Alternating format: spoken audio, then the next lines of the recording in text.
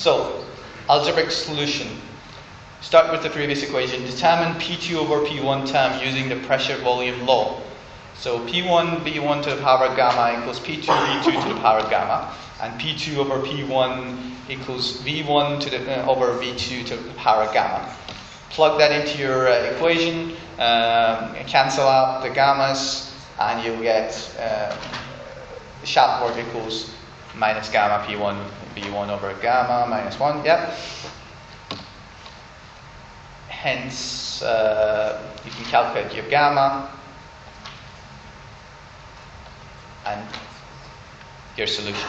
So just plug in Cp over Cv minus 1, and you know your gammas, you cancel them out, and you get your new ratio 2 over 5.